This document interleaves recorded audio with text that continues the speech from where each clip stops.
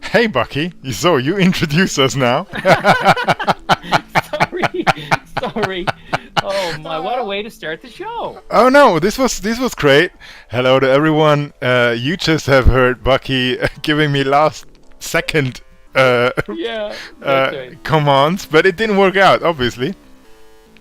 Uh, so Bucky, what did you wanted to say to me? So before Well, we I start wanted the I show. want I wanted to say we're just about to go live. Oh But you know yes. what? We are live. Oh yeah, thanks a lot, Bucky. This has been most helpful. Hello, dear audience. Hello, Aztec, Green Run. Hey, Sinta KR, James Romero, Noisy. Hey, Noisy made it. Bucky, by the way, can you maybe have a short sound check with Noisy, if this is possible? Hey, oops, Rebel, CSOT, Snowlex, SNW Oleg, Tensor's around as well, and Utopian. Most likely there is Diego hiding behind Utopian today. Um,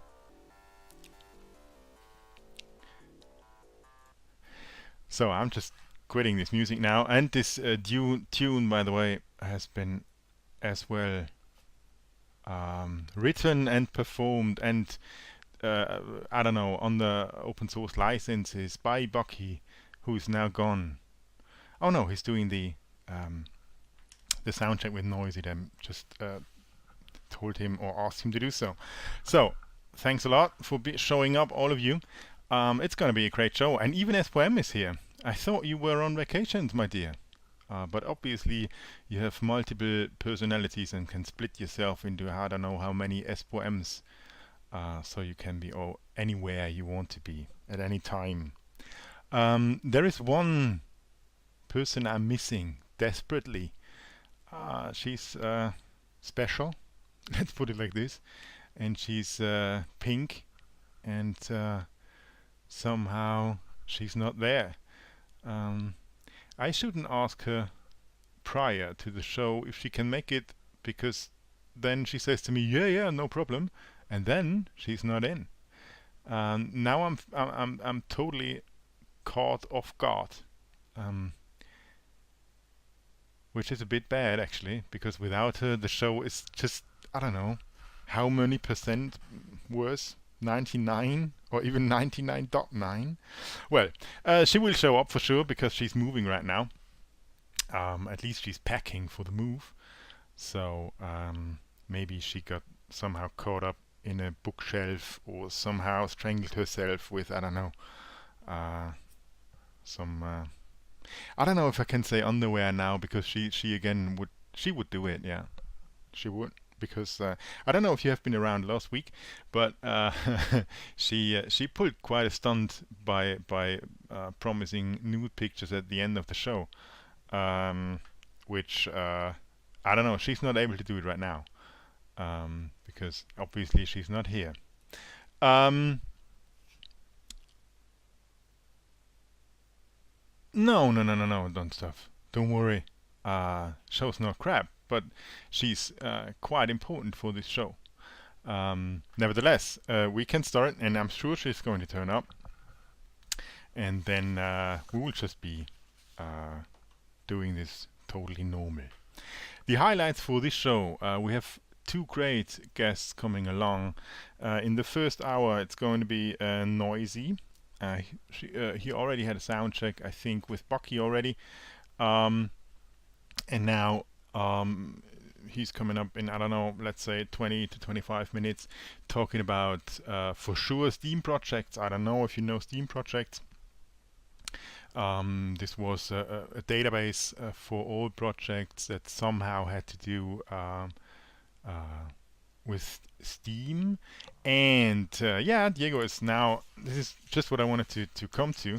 Um, he has started a new thing, and it's called Wise. And if I understood this right, it's going to be some kind of possibility to lend your vote or to an expert, let's say, but under very strict circumstances or under very strict rules. But I'm sure that we will have a chat about this later. And this could be just a possibility for us to scale the voting that is currently not happening. I'm definitely looking forward to talk with Noisy about this, because this is really, really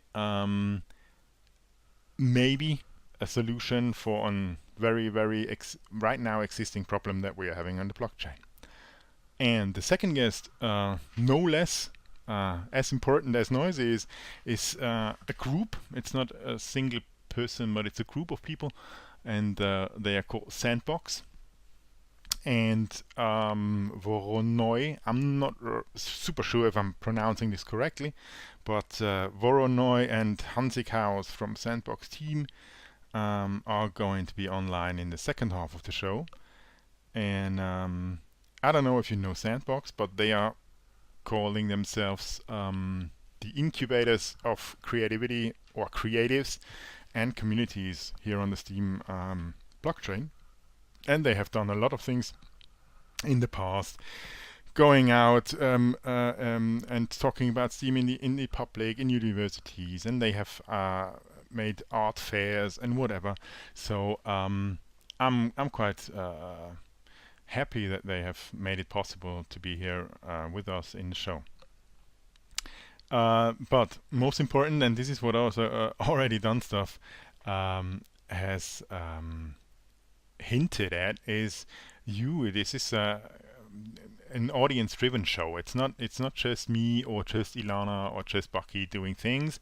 This is an audience-driven show, and we have a direct, or you can ask directly questions. You can even come on the show and talk with us directly in the second half of the show. So if anyone of you wants to promote their own projects, their own open source, I don't know, ideas, they have the possibility to come on live with us in the show and talk with us, or promote it, or I don't know, share ideas. This is easy. You just have to talk to Bucky, who is currently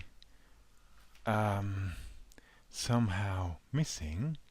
I don't know. Now they are missing all. Oh no, Bucky's here. Oh good. And I'm just sad because it's Southern Hemisphere Pony's birthday. Southern Hemisphere Pony, and no one said anything. Ah, yeah, well, you have lost me somewhere between Southern Hemisphere and Pony's birthday. But maybe because I'm dumb and from the Northern Hemisphere. So, yeah, but happy birthday nevertheless. If this helps to make you unsad.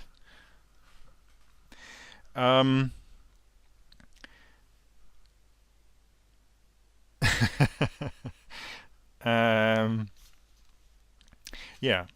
So the most important thing is that, like I said before, this is a show not only driven by me, it's driven by you, which actually just happened right now, because you can directly type with us in the MSP Waves audience text channels here on the MSP Waves Discord. This direct interface is sadly not possible if you are listening over Twitch or DLive or any other channel that we are broadcasting to, except Discord. That's a bit bad, I know. So if you want to talk to us directly, and if you want to be with us live in the show, you have to install Discord on your computer, and you have to use it to get directly here on the MSP Waves Discord server. Yeah, that's basically the way how you can interact with us, which is really, really one of the main things that we wanted to have. We do not want to run a show frontal in a way that we talk and you listen. This has never meant to be the content of the show. The content of the show was always open source and get directly into the interaction with the audience. And yeah, and like I'm doing right now, because yes, there will be some raffles today. Bucky, you set the things up, no? Ha! like I said, so Bucky, your microphone's gone now. Is this what happened? Oh I no. can still Okay. talk, but I just love the sound of your voice. It's so Terminator-ish. Oh no. We just had that. And Globo said, no, you don't sound a bit like Arnold Schwarzenegger or Terminator. And now you're, Well, you guys would have such intimate knowledge of the accents of the region, but to me, you and Globo both sound like Arnold Schwarzenegger. oh man, really? This is somehow, I don't know if who has made Arnold Schwarzenegger being the role model of Germans or Austrians speaking English. This is really somehow. I know what we need to do. We need to connect this to our raffle this time. So think about the raffle question coming up, and it's going to have to do with accents. Oh yeah, that's quite okay. Uh, you can do that. So yes, there will be a raffle, and I just have received from um, Diego the well, it was not a request. It was somehow hey, get me on the show. I can talk because I have a lot of things to talk about. And since Ilana takes a few more minutes, I will just put him into the top right now. Or can you move him maybe, Bucky? And then let's just see. Hey Diego, how are things down there in Italy? Hi there. It's quite hot. I don't know if my connection is good enough. I hope so. Your connection sounds good, Diego, but can you get really close to your microphone, please? Oh, I will try it. Does it sound any better? That's better already. Yep. All right, perfect. So Diego, Yeah, what's I really up? wanted. What's up with Utopian? A lot of things moving, no? Yeah, I really wanted to be in the show. It's been a while since the very first one that happened, I think, a few weeks ago now. And I'm really excited because today we have Noisy and Sandbox, and these guys are really the engines, I will say, of the Steam blockchain for sure. One of the most relevant users and initiatives on the Steam blockchain. So I'm very happy that we are having these VIPs in our show, and we also had very interesting people in the previous show. And just about that, I really wanted to jump just because Bible, as you know, has been running few good things on the blockchain, giving away Bibles for free. They also had some issues that they got fixed quite quickly, but for sure they had a great impact in terms of activity. And I just wanted to jump in because they just made their the very first task requests that we made for the European Commission attracted Byteball as well, and they wanted to make their very first task request as well. So they're looking for great content creators to record a video tutorial about the backup process and the multi-signature wallet. And I just wanted to push it here very quickly because that's another great opportunity for the blockchain to help these relevant projects by providing good content for them. And as Utopian, we are also, of course, providing direct support. So I guess these two projects here are probably the biggest milestones we had so far. And yeah, I really wanted to push them. Yeah, absolutely. But you all out there, maybe you don't understand why this is so important for us, but this is really now Utopian being open with big projects out there, and they are now seeing the possibilities that we are bringing from Utopian perspective. And since they are creating now task requests, they are depending on you, the contributors, our great audience that we are having in resolving some of their problems, which is totally great, isn't it, Diego? Yeah, absolutely. Task requests are becoming much more important in our ecosystem. And I'm really happy for that because they are the direct way for project owners to get in touch with a community of professionals that we have. Uh, those are just two examples of what we can provide to these big open source projects. But there are way more open source projects using task requests, and I see project owners talking about them, and it's very great. I mean, linking Steam to a real world value like providing work, I guess it's a win-win. So this is exactly what we're trying to do with Utopian and task requests. These are two big use cases, but I know many more will come. I already have some private things going on and more collaborations popping up. So it's really a great time. Yeah, so if you are feeling like you could create a video tutorial for Byteball, then I think this task request is totally super fresh, isn't it, Diego? This is, I don't know, 5 minutes out, or is it already out at all? Yeah, it's like 10 minutes. That is why I really wanted to push it. I'm also going to give a huge abode for this task request, and the abode value will be converted into liquid Steam for the task solver. So yeah, some good curation rewards waiting for you right there. Yeah. So this is actually what we are trying to turn a bit Utopian into, having more task requests, having more liquid Steam that we are actually giving out then to the one resolving these task requests, and creating value, because this is what we are about. This is about creating value for not only the Steam blockchain, but all the things around Byteball. I don't know, this European financial transparency gateway, which is extremely, if we could pull this off, or if they could pull this off together with us, having this on a let's say a private Steam based blockchain, this would be amazing, because it would really turn this into a real into a solution for a problem. And this is not the only problem that we could solve with the blockchain technology and the Steam blockchain, for instance, but not necessarily only the Steam blockchain.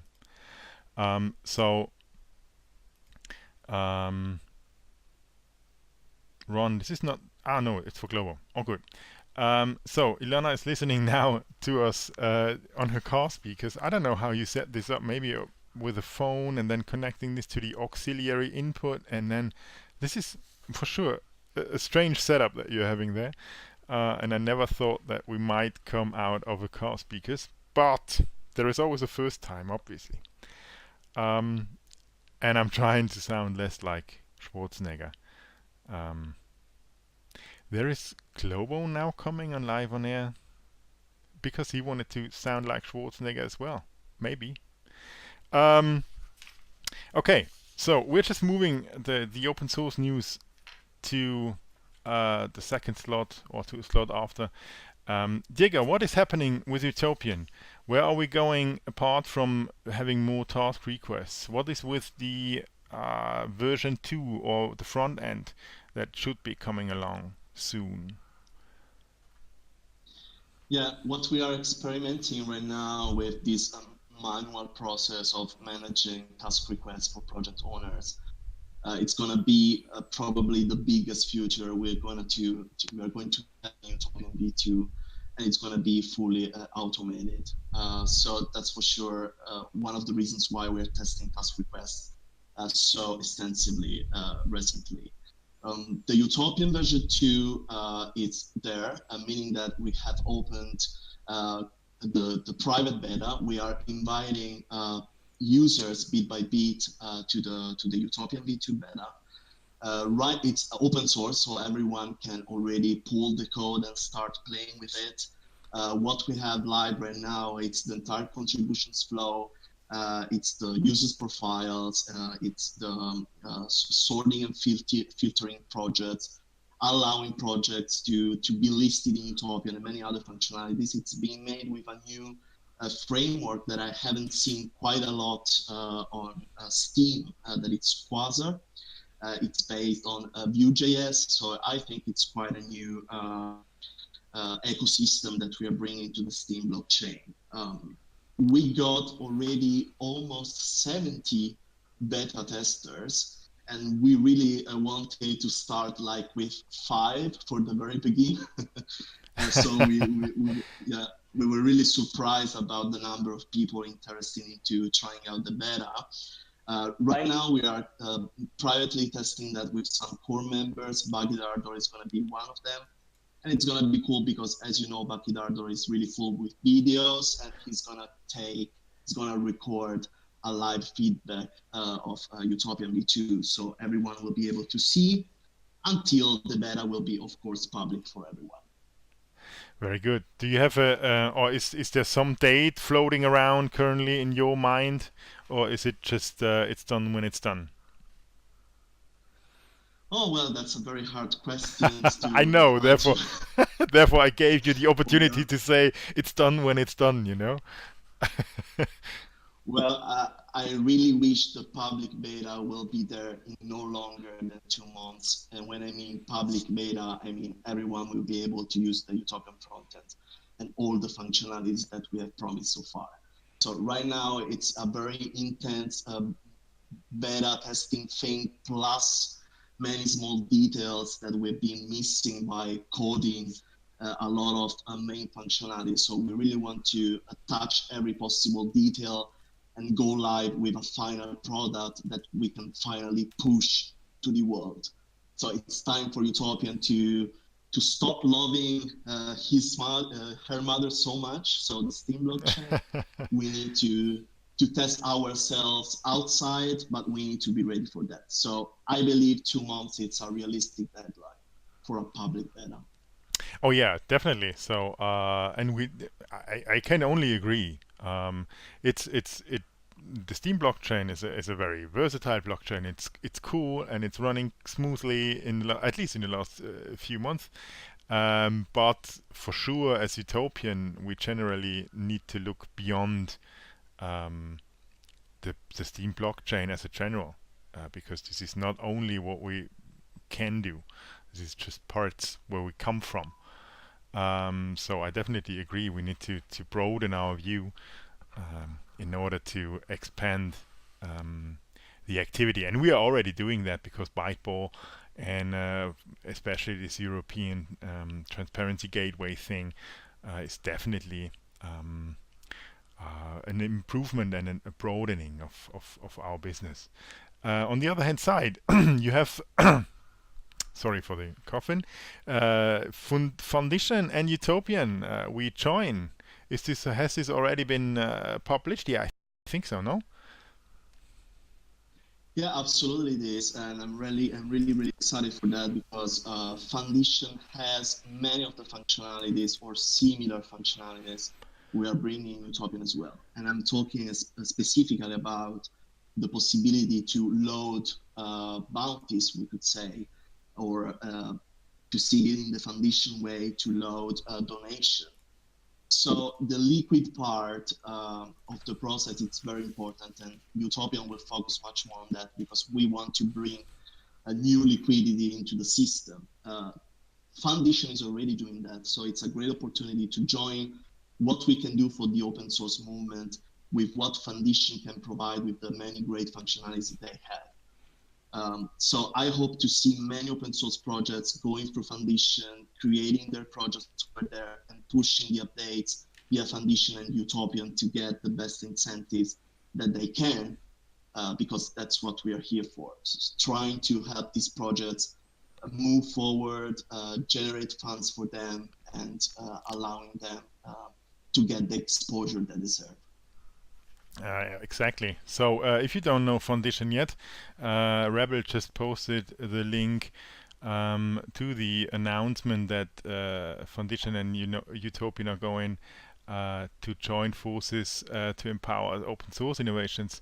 Go there. There are great innovations already listed on Foundation that you can support with your votes or with liquid Steam that you can transfer there. And they are doing a great job already.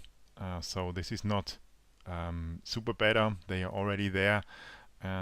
Check it out. There are really some very cool projects listed there already.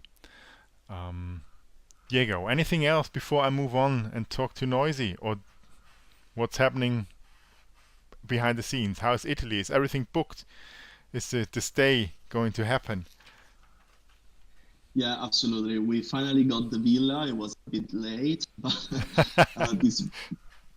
this villa will host 20 people from 19th to 23rd of September, where we are going to meet the Steam Stem. We count already more than 35 people joining from Steam in Italy, in Florence, between Florence and Pisa. If you want to have a good vacation in Italy and you're willing to say hi, just be there. I can also paste the link right here. We're trying to collect some budget for the meetup, since we are paying everything out of our pockets, of course.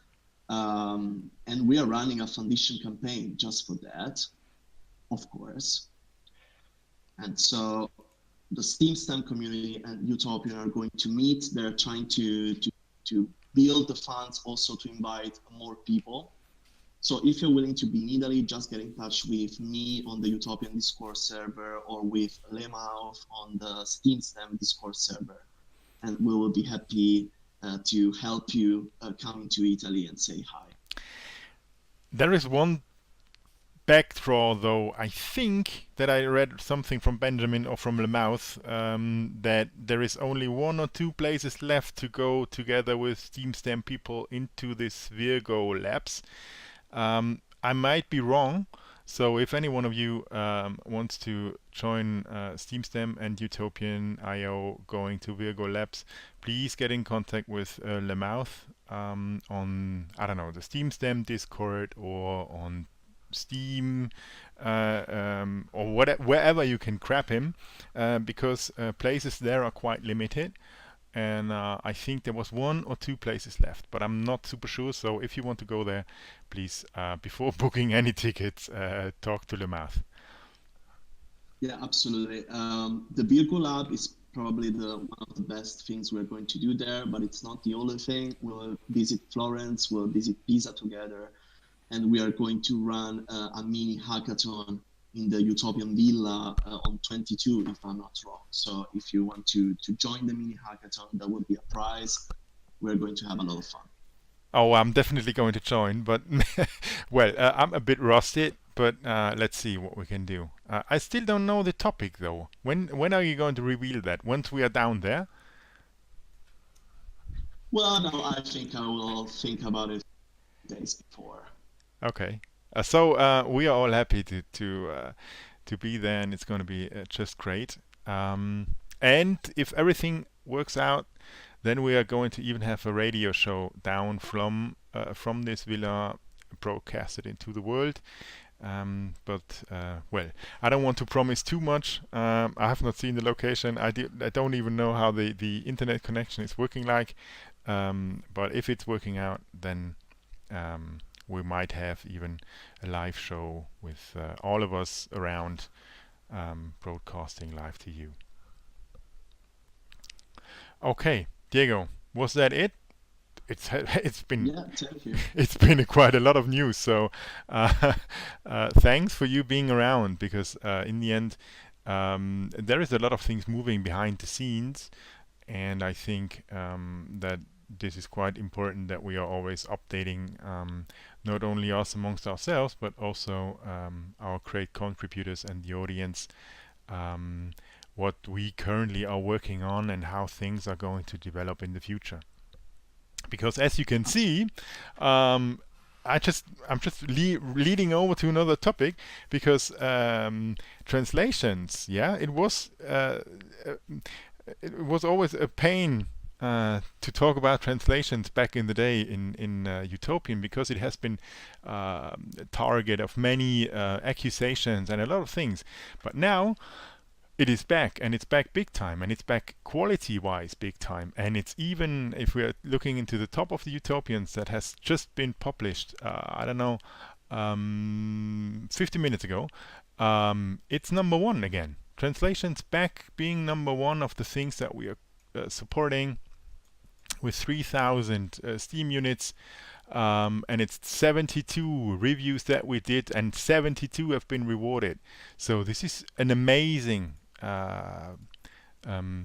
translation, or has been an amazing percentage that we are reviewed here, and that we received, and that we actually proved to be very, very good from a high quality. And this is just how things can turn out, and this is how we are developing Utopian and the whole community forward. So this is really a sign of something that works out together with the Da Vinci guys and girls that are taking care of this for us. So Diego, we could not be more happy about this this team up that we did with Da Vinci, no? Yeah, absolutely. Da Vinci, they're doing a really great job. They weren't really ready for how many people would have actually required to be a translator or a moderator. So the very first days for them will have been very hard, but all the work that we did in the past to understand how to reduce the number of abuses really worked great. So we had a solid foundation to work on. And I'm really, really happy how that is moving forward.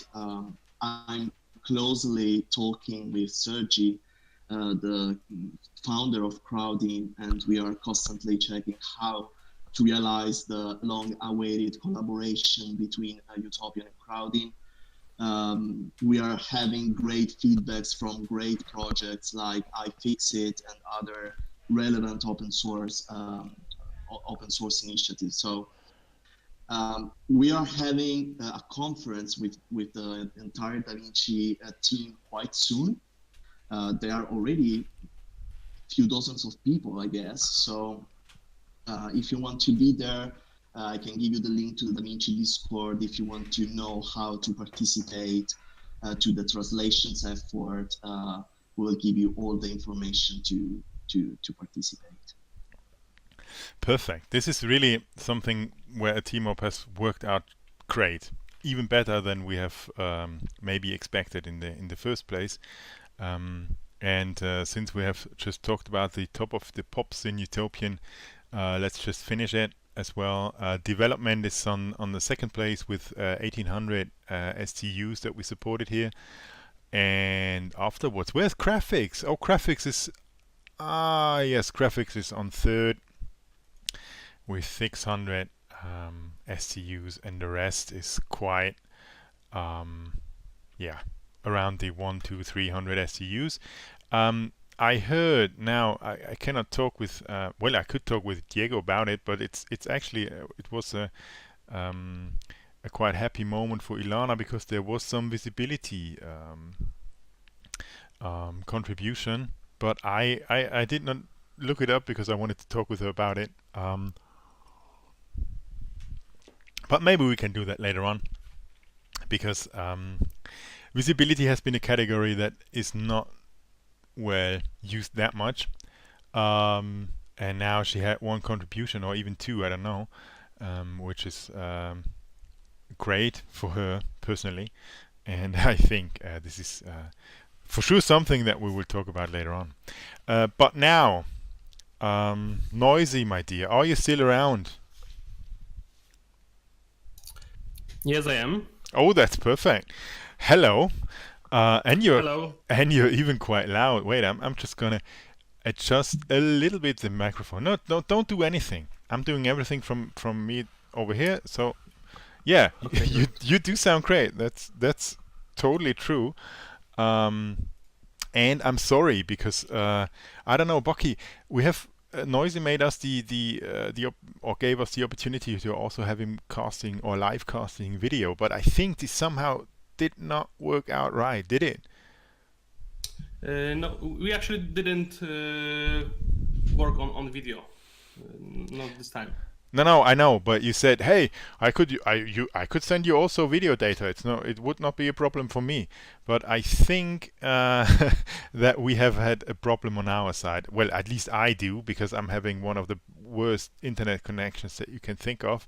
So if I have to receive and send directly at one, yeah, you offered video too.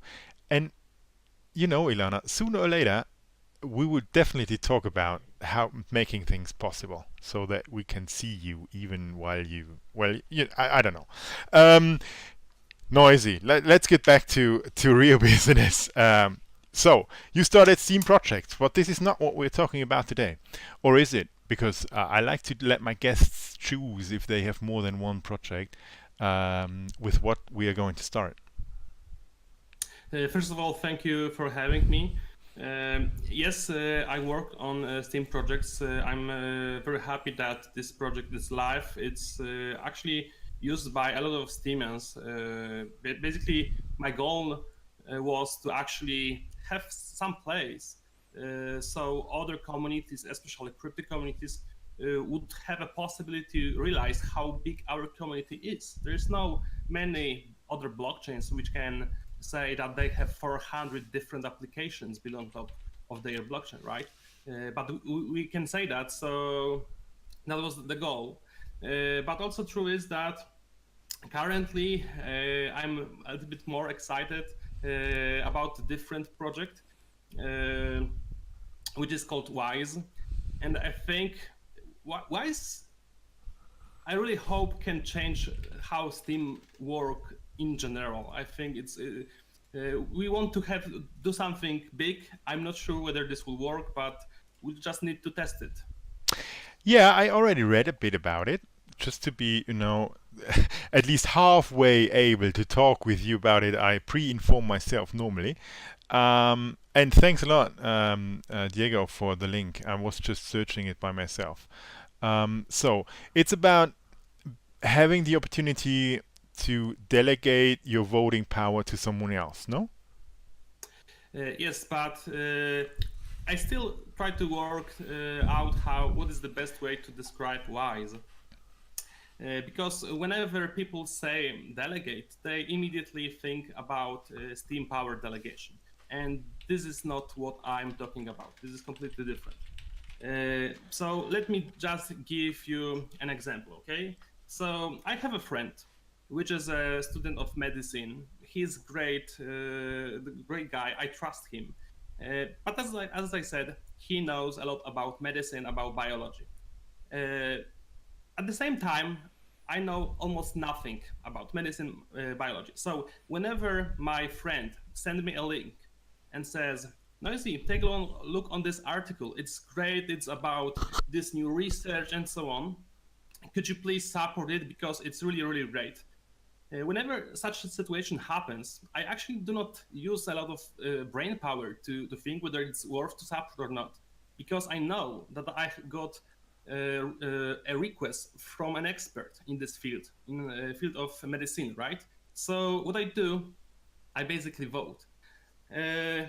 So what Wise is supposed to do, what it does, is try to help in this process. So what if I could allow my friend to use my vote without any my action whenever he like, but what if I could specify rules? So for example, my friend could use my vote, but only for posts with tag medicine, or maybe only for authors which have a reputation greater than 25, or maybe only for posts which gather less payout than $10 and so on, right? So Wise actually allows to create rules according to which people can use single votes of other people. So I think this is the simplest way how I can explain it. Yeah, that's quite impressive, because obviously if you think this through, and if you not only have one friend but many, you can have, I don't know, your own voting power diverted amongst experts, so that you always, I don't know, vote quality more than before, because obviously we are not experts in, I don't know, medicine is for instance a very good field where I don't have any clue. So either I'm following a vote or I'm not voting at all. But this is it's got something to do with having experts voting, no? This is actually what happens in real life. Whenever you need some advice from lawyer, or basically advice about law, you do not try to figure out this on your own. You just basically go to someone else who know this stuff better, right? But for some reason, on Steam, we tried to be an expert about everything, and we tried to evaluate everything, what actually doesn't make sense. No, right? definitely not. It doesn't. We should actually focus only on stuff which we love to read. And in that case, we can actually not worry that my voting power will will be lost, because I can delegate to other people and they will help me actually distribute it. Currently, because WISE is not a prototype, it's already up and running. It's not very broadly announced to the world, because we tried to test it in the smaller community to just check how this will behave. But for example, I delegate my voting power to 20 different people. I actually organize a contest. I ask a Polish community, guys, what are the experts in our community, right? And the Polish community suggested some experts, and from those experts, I picked 20. And from now on, this is very interesting. For example, I love to write code, but when you have a lot of Steam power, you don't want to. It's shame to not use it, because this is how whole system is created. It's incentivized to vote for anything rather than nothing, right? Yeah, definitely. So at the same time, whenever I need a break, I can have it, and I'm not worried that my voting power will be not used. Other people are so happy that they are trusted by someone, and they use this to support best content in their interest, right? From their area of expertise. And what is the best thing? This is not in their interest to abuse my trust. They can, in theory, do that, but if they will do that, I can always cancel not only a particular vote, which I will not like. I can always do that. I also can cancel all delegation. So basically, people behave very, very well. Yeah, it's honestly this is quite a revolutionary idea. So if I follow those dominoes that are falling down in my head, and they're falling quite slowly because I'm old, so give me some time. But this could really, I don't like these auto voters, because obviously you can have a lot of things that you're twitching. So I don't know, they can only the auto voter only votes when I'm 100%, and this is only because exactly the problem happens that you just mentioned. You're running at 100% voting power, and this is exactly what should not happen, because in this moment you're wasting the thing or the Steam power that you are having.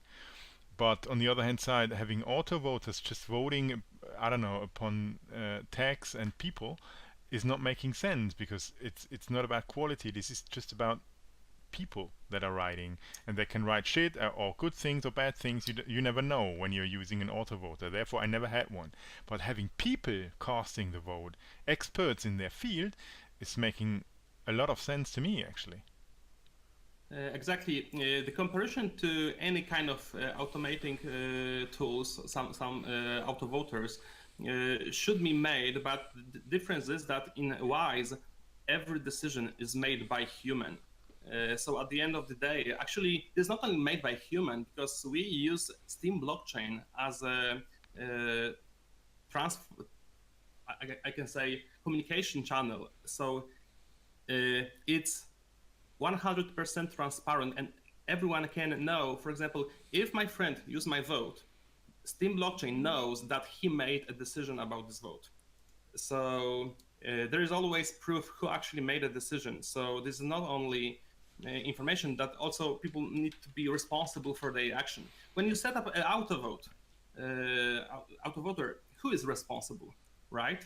You, because you set up this auto voter rule, or maybe an author which decided to abuse your trust because you maybe assume that he will post high quality posts all the time, but he realized that he actually doesn't have to because he will get auto upvotes Anyways. without.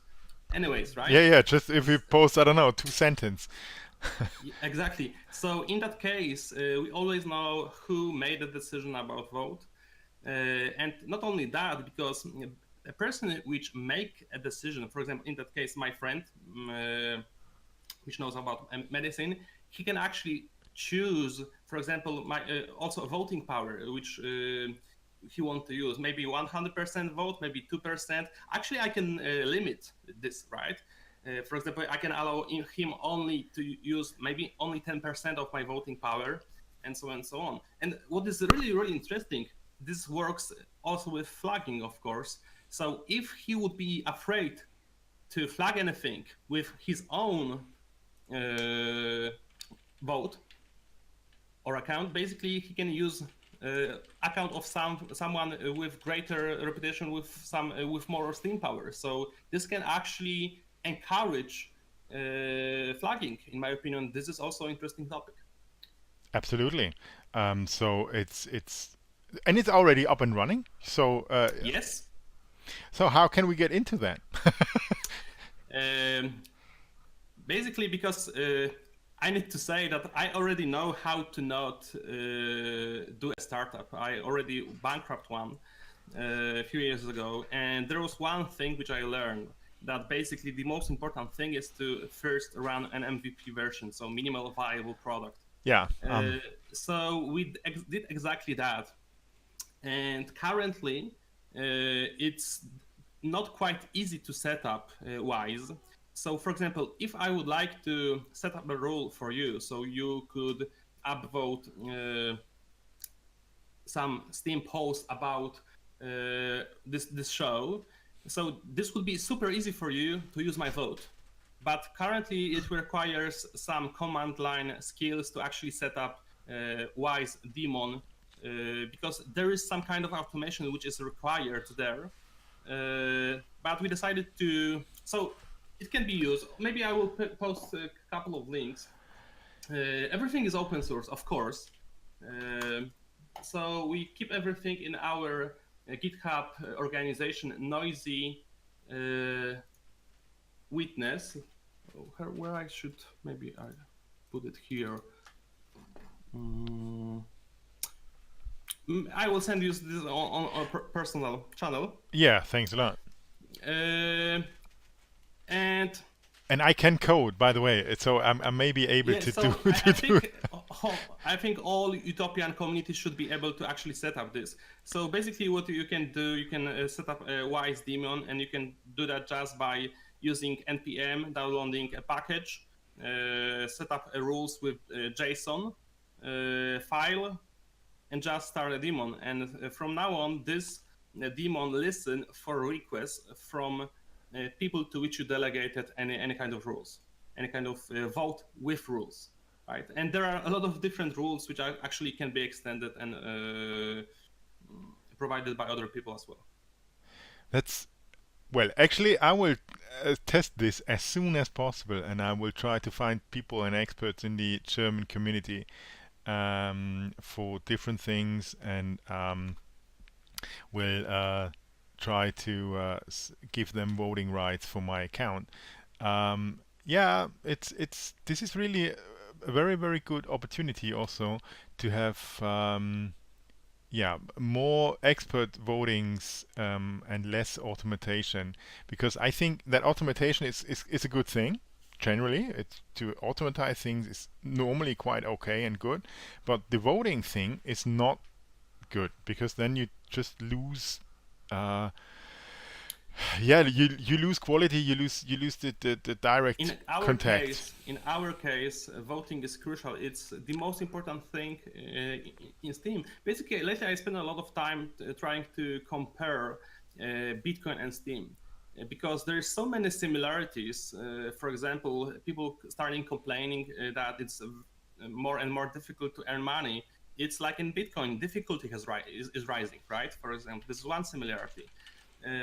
Another is that, for example, in Bitcoin, people trying to compete with hashing power, and there is a distribution algorithm based on checking hash, right? And this is really important part of this algorithm, of Bitcoin algorithm. And in case of Steam, we have another algorithm based on proof of brain, and this is the part when Steam is jumped.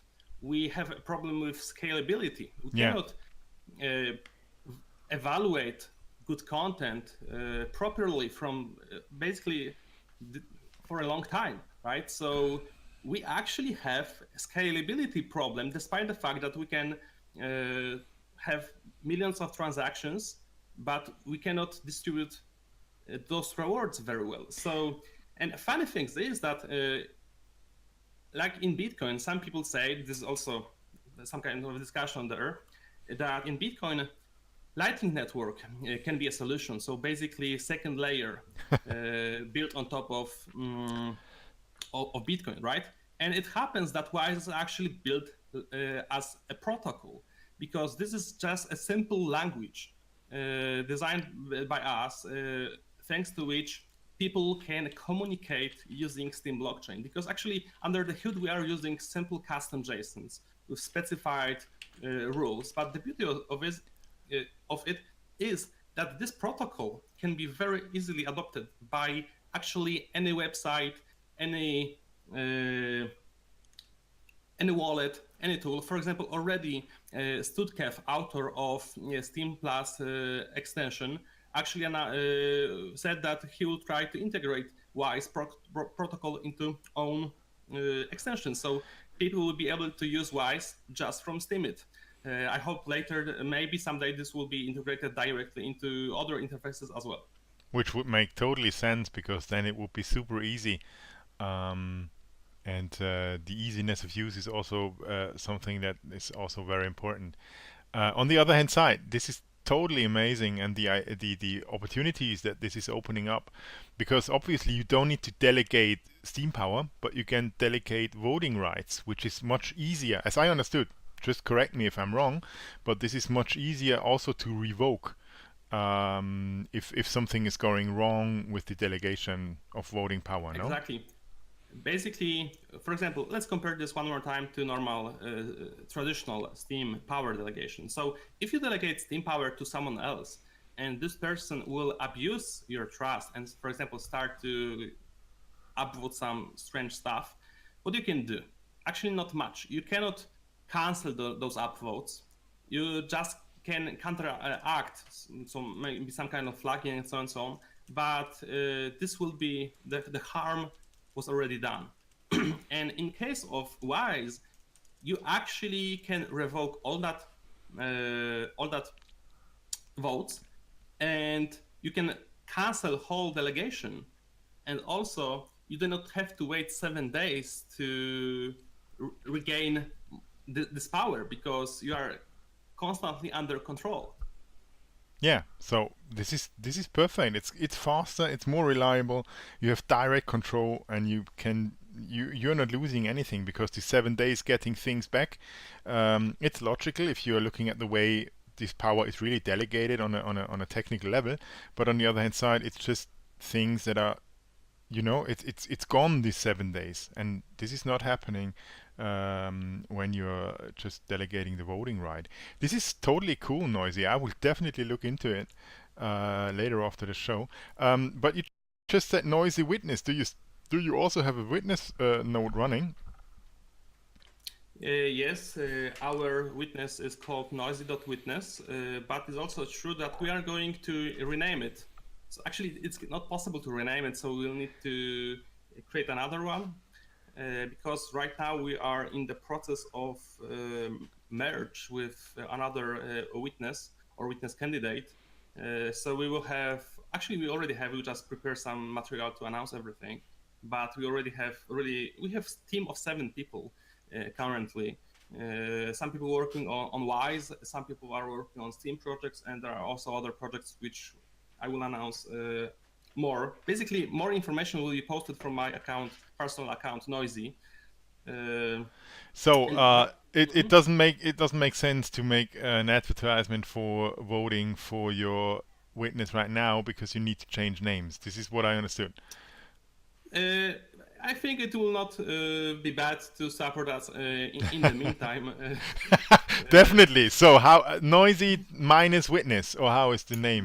Noisy.witness, noisy.witness on Steam, noisy.witness. We are on the place like 56, I believe. And actually, Wise project, Wise protocol is and always will be non-profit project. So if people just want to see this project developed, grow, so basically those votes help us to actually focus on this even more.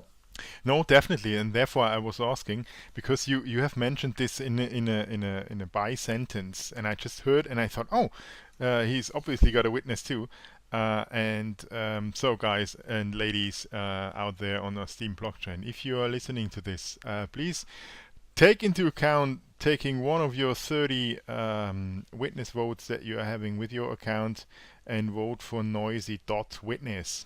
If you're not sure what you're voting, check out Noisy's personal web space or Noisy's blog or whatever to find out the correct name. It is noisy.witness. Yeah, because I really like to do this because we are having so less or so few active witnesses down out there. I don't know. Is it 100 that are active or 120 right now? I don't have it counted. Something like that. So and this is quite low. So and we should really all support guys like you, like Holger 80, like I don't know, a lot of people that already have been on the show, J.R. Swap with his archivatory thing, that are also running a witness because they are really caring and helping us running this blockchain. All those witnesses are really, really super important. Without them, this blockchain wouldn't run. So think about voting noisy.witness. Noisy, any famous last words that you wanted to say? So like I don't Yes, know, actually, when is it going to be out of beta? When is the MVP going to be available in a more convenient way, for instance? we have a roadmap which will be posted together with announcement tomorrow from account Noisy. But on this roadmap, we do not have any dates right now. It's difficult to plan with small budget. We do not want to lie to people and overpromise and under deliver. We want to in a different way. I believe that we will consider Wise being out of beta when we will finish something what will be called Wise Portal. So I know that users need to have an easy way to set up whole Wise with just few clicks. Not only vote like now, it's easy to vote, but also set up all the rules. I hope that we will be able to launch Wise Portal in few months. Maybe like 3, but I cannot promise anything in this area.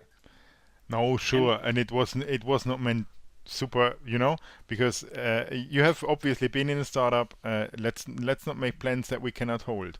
So therefore, I totally understand that you are cautious with dates right now. And last famous words, I always like to say, don't trust, verify. Don't vote for me because someone's said to you that it's good thing to do. Verify everything what you can do. This is blockchain. You need to be sure. Yeah, and you have the chance on the blockchain. It's all open. It's all out there.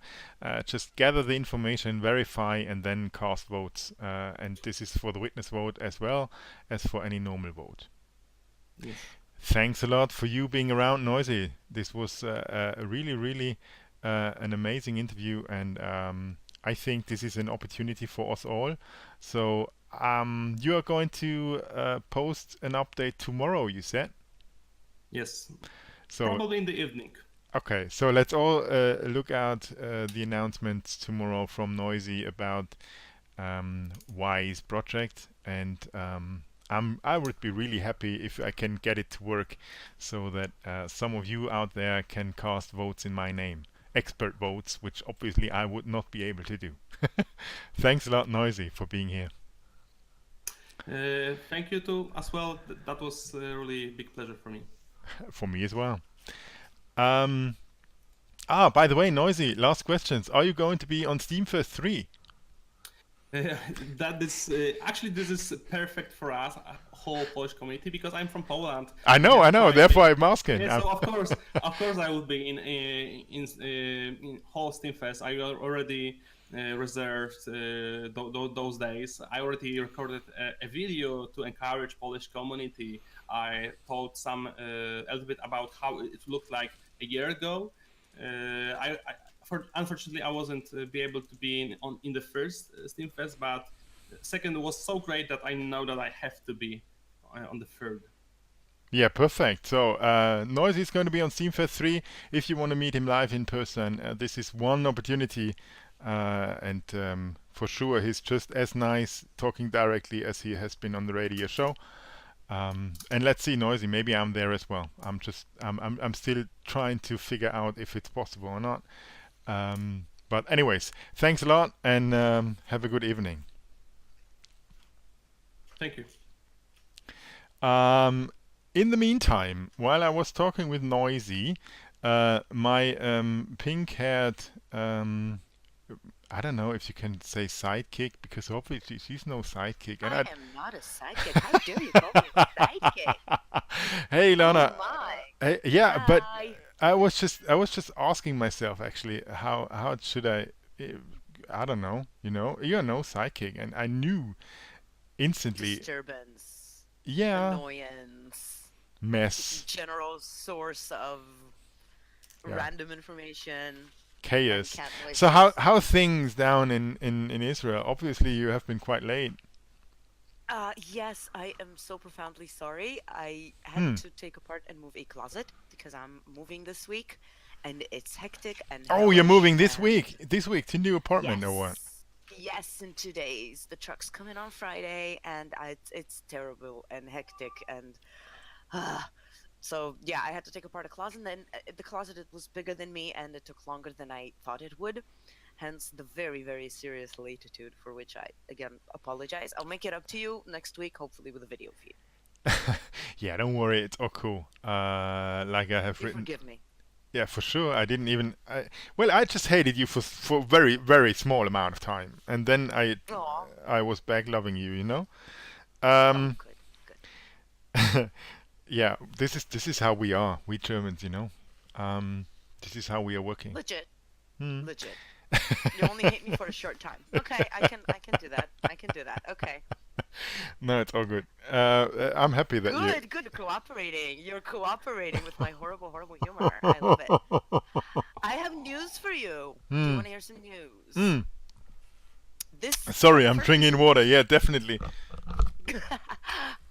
The first news item I would like to dedicate to Bucky, because it's from his neck of the woods. Scotiabank is going to start sharing proprietary software development with the open source community. They're starting with an accelerator pipeline that I unfortunately do not understand what it does, but it works with Scrum and Agile and is basically it's called Plato, and it's interesting. So this news item was dedicated to Bucky. I'm guessing the people who understand like big business software will understand it much better, like certain bankers that may be hanging around. No bankers hanging around. Oh yes, I am hanging around, but I'm no banker. I'm an IT guy in a bank. So you might actually understand what that thing that they're sharing is. Don't So know. it's not. So it's dedicated to both you and Bucky. Thanks a lot. The next one is dedicated to reducing the number of tabs open in Diego's browser, and it's the GitHub Desktop 1.3. It's a desktop app for people that basically live on GitHub, and we know those people. So if you're a GitHub user, you might want to try and running the desktop app. Everything now has a desktop app. The next one is a bit of like a question. Is there any type of open source that you think should be made illegal? Oh, this is a loud silence. Can you hear the loud silence? You don't know. You don't No. know if any type of open source content should be made illegal. Well, in the United States, there's a very heated argument about making a certain specific type of open source information not accessible because people are printing guns. Ah, you And know this. Ah, yeah. Okay, 3D yeah, printing. Yeah. so State Attorney General is not very happy with that, and so I think that this is a very interesting um, situation Oh yeah, you're because right. This is opening up doors. exactly, because on one hand, you don't want to have any kind of government interference in open source and limiting open source in such a way. On the other hand, you don't really want to give Americans even more guns. So, Well, 10 or 12, what is the difference? You know what I mean? uh, yeah, you didn't hear anyone getting shot by 3D printed guns. Okay, a couple. Yeah, Starker is talking about if people are actually getting shot by 3D printed guns. A couple of years ago, this is definitely not new. A couple of years ago, a friend of mine on Israeli TV did an experiment during which he carried a 3D printed gun into a room with the Israeli prime minister. Just to prove, because we already had a prime minister shot once. So just to prove that the tightest security in the world can still be compromised with 3D printed plastic guns, that was a very important thing to prove. So yeah, exactly. They're not metal; they're plastic, and you can just like walk with one through a metal detector or put it into pieces into different pockets, and then just glue it back and glue it together or put it together. And they're not accurate, but yeah, again, they work. So Yeah, it does not need to be super accurate if you're standing 2 meters in front of them. or right behind their Yeah. back. All right, behind the back. Exactly. So Justin says you can print 3D. You can 3D print all the stuff you need permission for, and then buy the parts that can't be printed without an ID or permit. Sure, but the question is, what? Yeah, essentially anonymous guns. Yeah, but what happens if you can then make the parts as well? What if you can like actually reproduce a gun in 3D or something else like a disease? What if I have the genetic code for a disease? 3D print recreational nukes, exactly, Rondon. What if I have the genetic code for a very dangerous disease? Do I just spread it out open source and let people have fun with it and do whatever they want? It's a very interesting question to where I wish we could 3D print coffee. It's Oh to yeah. where Oh we my, this would be so great. yeah. So you can't print a 3D disease out of plastic, but exactly. But you can, if you have the lab equipment, you can make the virus, or you can make the molecular or whatever. You can make alterations to certain living beings that can make them deadly or things like that. So if information like that was open source, what would happen? Can we really trust people with all that? Can we trust really people with information that they can use to hurt others? And the answer is obviously no, but what can we do about it? So I think that this is a very interesting thing that's currently happening in the US with that. Um, and on a different topic, did you ever play SimCity 2000? Oh yes, I did. Back in I don't Did you know buy when. it? Did you buy it? Wow. Uh, Yeah. I don't know. This is, this is recorded. I cannot say that I didn't buy it now. This is not Well, possible. I bought it at least twice, in all sorts of combinations. But apparently there was a there was up until very recently an open source version of it available on GitHub that someone just basically backward engineered the the game and released it on GitHub a while ago. And recently it was just removed, and the guy who posted it did not get any notification from anyone except for GitHub when it was removed. EA, the current owners for the rights for SimCity 2000, claimed that this was because this game is still actually available for sale on their website, and because the creative assets that were used in the game were still copyrighted. So if he would have, and the funny thing is that he could, the game, if you remember, has an option of making your own buildings. So all he had to do was like not have these and have like people make the like different buildings for the same structures. Exactly. Of course, it's on torrents all over the place. It's always been. But I think that what EA should have done is said, you got, look, you can use the code, but you can't use the assets. If you can find the code, fine, send it to your friends, whatever, make it open source. But like, if the problem is the visual assets and the graphics, they could have just sent them a message and say, okay, replace that, and just, you know, proprietary should become bad words, says Graylin. Not necessarily. I disagree. I disagree. Justin Kioskam says that he can probably re-upload it without the assets. Yeah, but I wouldn't mess with EA. Exactly. I wouldn't mess with EA. No, they're dangerous. You shouldn't. I wouldn't call them dangerous, but I wouldn't. Well, yeah, maybe not dangerous. I wouldn't mess with them. Them and Disney. I would not mess with them, and I wouldn't mess with Disney. Those are the two companies I do not want to get sued by ever. Yeah, I miss Disney. Disney for sure not. Yeah. So the gaming equivalent of the Nazi party. Don't take us there. Tenza, don't take us there. I'm already planning my trip to Auschwitz when I'm going to Poland. I'm already planning that. Don't go there. I'm deep in the research of that stuff. But let's talk about something else.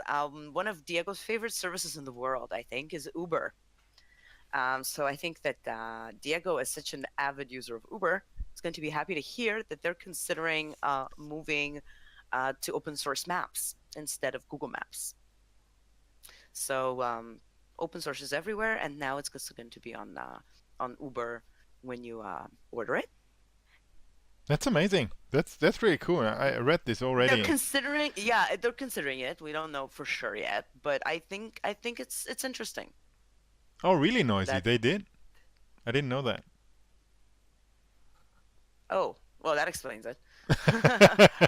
I didn't even know they had fees. Why would they have fees if they can, like, they have the business advertised there? That's silly of them. Other things that are going, hopefully at some point, going open source are book readers and home AI assistants. Because there is already an open source version for Android-like operating system for smartwatches. And now people are thinking, what else can we replace the proprietary, we don't like that word, proprietary software, what can we replace with open source that is constantly developing and you know, is the fastest growing technology kind of like ever. So Mycroft is a new open source version of open source alternative to Alexa, Siri, Google Home, and the rest of your friends, you know, the home friends. So it's going to be really interesting to see what people do with that. And they've gotten some support. Oh my. Is this thing looking like number 5? You know this? Yeah, a little bit. Yeah, that's the hardware, but it's open source. They can put it on like different hardware, or you Yeah, can. yeah, but it's looking like number five lives. Or do you know this movie out of the 80s or when it was ever? I'm a five alive. Of course, I know that movie. Was not born in a bubble. Come on. Yeah, I I'm don't a know. five And alive. yeah, exactly. Well, it was. It was the original. What's it called? What did they call? There was an animated movie with a robot, a really cute robot who had a cockroach friend. Wall-E. Wally. Yeah, he was the original Wally. Let's face it. Oh yeah, Wall-E. Oh no, I need to cry out now if you remind me of Wall-E. Just talk about number five now. And yes, Tensor, it looks creepy. It looks more than just creepy. If I ever going to install this at my house, I would. Yes, number Uh, five alive. Except in German, I think. ja, Nummer 5 lebt, exactly. You are so intelligent. You can even distinguish German from English. I've just been reading a lot of German lately. Yeah, that's true. Yeah, yeah. But can you see the resemblance? It's amazing. Oh, it's freaking I me think it's out. intentional. I think it's Yeah. intentional. And then he can like smile at you in the morning, and yeah, freaky, freaky. That's pretty freaky. Hmm. Another thing that I would really like to see go open source, and it kind of has, but here we go. E-reader operating systems that are open source. There's one called Freed Inc., I think. Just a moment. So the hope is that everything will eventually have an open source version for it. Like back many years ago, I was like, when I first discovered Linux at the young age of 14, I was very excited that there was something that was free and open for the development by the community as an operating system. And the more I got to know the open source world, I realized that anything can be open sourced and anything should be open sourced. So there's now operating systems for your phone that is open sourced, and one for your smartwatch, and one for your e-reader. And it just brings me again to a point that I've been saying this for like a decade, that I think that people should start teaching code to children as soon as they teach them how to write and recognize numbers, because yeah, exactly. Android is open source. So you should be able to, at a very young age, start to understand the basic concepts that will allow you to customize pretty much everything. Customize your operating system, customize your phone, customize everything. I don't know. It's a good question though. I think that my I think that my children will start learning technical skills before they learn to walk. I think, because I think that this is like the most important thing for people of our of the growing generation to have. Education should include programming, because it does not only help with the technology, but it also teaches logic and creativity. I absolutely agree with you, Tensor. And that's that is, I think, should be the direction. Because when I started, the first time I saw a computer in a classroom, I was in third grade, and I think it was a Commodore. And that was pretty privileged. For other kids, computers came at a much later age. So today, when I see kids growing up with their smartphones and their laptops and their tablets and computers pretty much attached to them, when I see that, I think about, they are not using open source so much. They are using proprietary software. They're using Apple, and that's not how I want my kids to grow up. I want my kids to grow up being able to look at Apple things and say, okay, yeah, that's for mommies and daddies. I want something that is going to do what I want, so I can customize it, so I can hack it, so I can make it my own. Yeah, I totally agree. This was actually what brought me to Linux, Unix, and whatever, Sun Solaris, what I had. So yeah, totally agree. We're tinkerers. We're tinkerers. Open source people are usually tinkerers. From whatever direction we end up in open source, be it from marketing, which is me, or writing tutorials or whatever. Whatever direction you come from, you're usually a tinkerer. You like to see how things work. That's why you like to see open source. You like to look at the code and understand it and do things with it. Yeah, totally. We're tinkerers. Open source people are tinkerers. Yeah. And I think that it's important to raise tinkerers as well as the next generation. Oh yeah, totally. Because it will get more and more technical if you are not having at least somehow an affinity for the technical thing, then it's going to be more and more complicated and difficult to just survive daily life, actually. Yeah. By the way, Bucky, we did miss our first hour's raffle, did we? We had this great talk with Noisy, and we have been waiting for you. And then I appeared. We have been waiting for you, Ilana, crying our eyes out, and then you appeared, I heard. and then you appeared, and we were so happy that we just missed our raffle. I know. I'm so sorry. Raffle, Raffle. Luis. Raffle. By the way, raffle is a very, very complicated word for me. I'm never getting it out correct, I think. Raffle. Raffle. Yeah, raffle. Raffle. I don't know. I speak 3 very different languages, so I'm pretty sure I can also I can speak Klingon, because it's not very hard for me to pronounce Klingon because I speak 3 very different languages. So raffle is easy. Raffle Yeah. is very- I'm just speaking German and English like Arnold Schwarzenegger. So I love your accent. Yeah. yeah, thanks a lot. Arnie, the Arnie accent. I love it. Oh no, I just mentioned Bucky, and then he left with Hensik House to do the sound check for later on.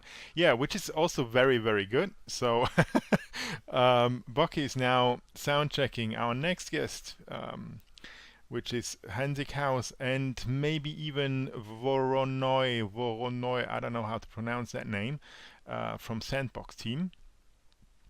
So no raffling right now, because the raffle master, the master of raffling, is right now doing his second job, which is being the master of sound checks. So hey, Diego, I don't know if you're allowed to get into the raffling thing, or do you don't you? Oh no, you want to get a game from Noisy that Noisy mentioned. Okay, I understood, because I just thought that you were wanting to enter the raffle. I don't know if for the CEO of Utopian it's possible to be in the raffling. I don't even know. I don't know, Diego, if you are. There has never been. That depends on what we're raffling. If we're raffling out the security software package, I kind of want him to win. You know, he has the keys to Utopian. I want his computer to be more secure than Fort Knox. Oh yeah. So yeah, I agree. We could make an exception there. We may allow him to be in the raffle just this once, because we're nice and because I was late. Yeah, and we're super nice. Yeah, yeah. By the way, the raffle bot was programmed by this guy Yestem Kioskiem. I'm super sure that I didn't pronounce this correctly. And he's a great contributor and management staff of Utopian, and he also has coding skills, and a lot of them already. And he worked out this raffle bot that Bucky will operate. Bucky, so you're back from sound checking Hensik House. Hey, yeah, hey guys, sorry about the delay here. I'm just trying to juggle a couple of cats here, but we're all ready to go. A couple of. Yeah, that's my life, juggling cats. And somebody just set the cats on fire. Now I'm juggling burning cats. I don't know if that is a good idea, but it at least sounds very interesting. Who is setting your cats on fire? Oh, it's the cat fire setter. Did you want to do a raffle now before we hear from Sandbox? What again? I'm just thinking about your burning cats. No worries. Because They're used to it. They live in such a cold place. They just they run out. They're fine. Really? Yeah, those cats will be fine. Your cats will be. I hear your cats from time to time, dear Ilana. Did you want to do a Yeah. raffle now? Oh yeah, go raffle. Okay, just give me a second. So here we go. Now, for those people who are new to our raffle, let me just remind you of something. You have to type in something. After I tell you the raffle has started, you'll have 2 minutes to type in something. And the raffle bot that Victor has created for us recognizes that somebody has typed something in, and then it will include you in the draw. If you don't type anything in, you will not get it.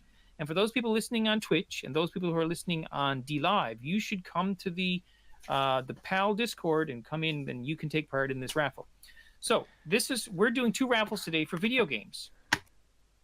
Oh, it's video games. So, Ilya, you're not allowed. Oh, Because and I'm not allowed either. video games is you should work.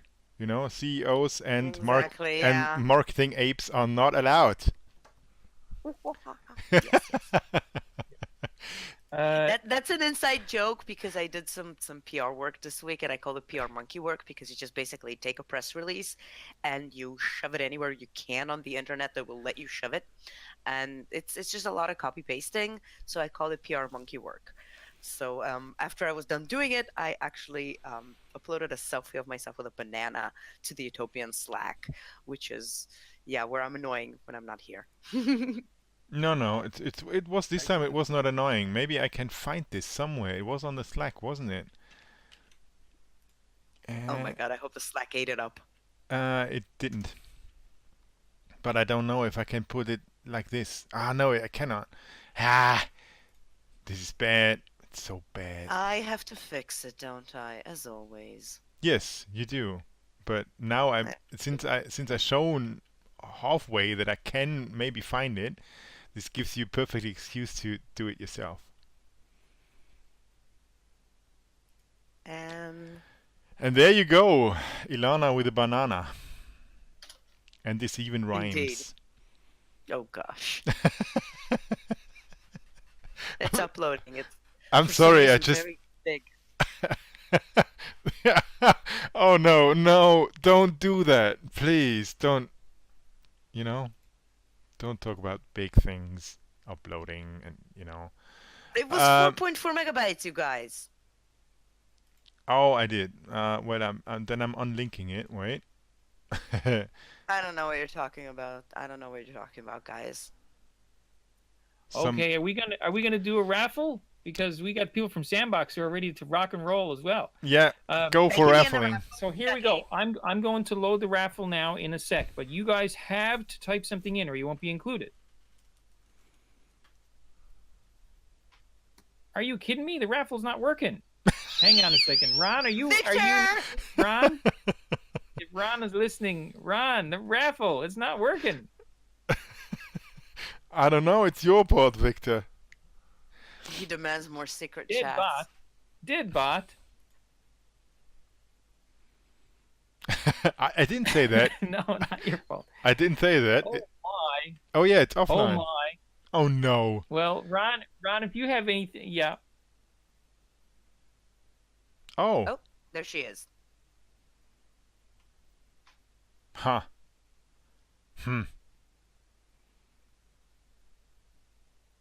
Okay, well, I run it again. Let's see if I can run it again. Oh well. Now it's working. Okay, so here's the thing you need to type in. You have to type in something that you want Jan, Jedi Geist, our host, to say that will sound like Arnold Schwarzenegger. Something from maybe a movie or something. And if you win a video game. And you also win, it's the Limbo video game. And you also win, he will say what you want him to say. So type in something, Arnold Schwarzenegger-ish, a quote, an Arnold Schwarzenegger sort of quote that you want our host to say. Noisy got it figured out. Yeah, he's got it figured out, actually. You may believe this or not, but they are not talking to me about this prior to the show, It's always about me giving up something from myself. My dignity, my hairs. I always have to to somehow suffer. Oh, poor man. Yeah, yeah. And now you are coming around the corner with a big banana.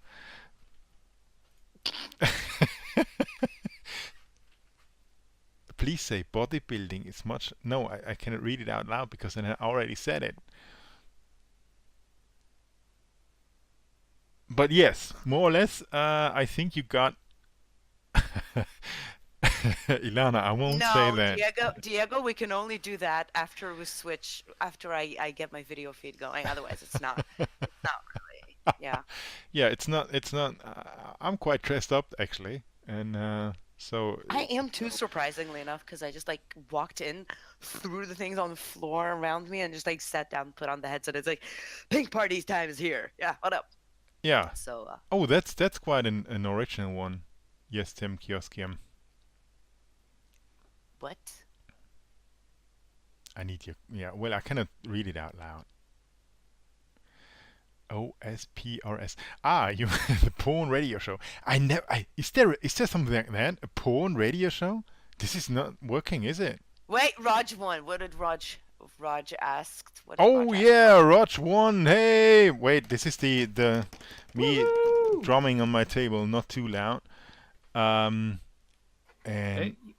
Yeah, is if Raj has won, it's the game Limbo. It's a humble bundle, which I always have trouble saying. So I'll get you the link. I'll get you the things you need so you can collect your prize a little later today. hey, and you said you you typed something, but it. Wait, I'm searching. It's too dirty out there. I don't know if you meant me to say that. Well, I did already, so I can do it again. It's too dirty out there, but I'm not sounding like Arnold Schwarzenegger, you know? I'm really not. It's too dirty out there now. Yeah, this I'm is not even sounding gonna like try. Arnold I'm Schwarzenegger. not even gonna try. No, I'm sorry. And you are not Lost male, but apart from that, it wasn't too bad, you know, because obviously you can speak languages, which we just had. Now, 1.5 hours. Oh, get to the chopper. I can try. Get to the chopper. Since we are. Oh, now. I just wanted to invite Hansikhaus into the thing, but. Bucky. I'm on it. Give me a second. Okay, so then we are going to even endure 5. There he is. There we go. Perfect. So welcome with me tonight in Utopian Open 9th edition of Utopian Open Source Radio Show. Hansikhaus from Sandbox. Hey there, how you doing?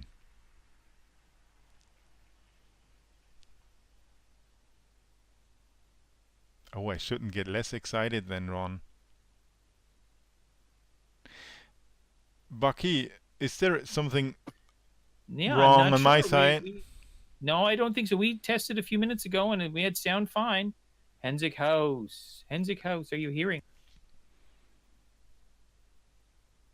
Did we scare him away? Don't know. I think we scared him away. Yeah, you with your big yellow banana. It was delicious, and I was really hungry. Well, bananas are quite delicious actually. But this face behind this banana is making me. It's irritating. A bit. Very strange. Very strange. We've lost them for some reason. I don't know why, but and I cannot say too much about Sandbox because they are doing a lot of things, and I don't know actually where they are right now investing most of their time. So this is actually would have been one of my first questions. Yeah, it's fake news. What is fake news? That Bucky heard Hansikhaus already.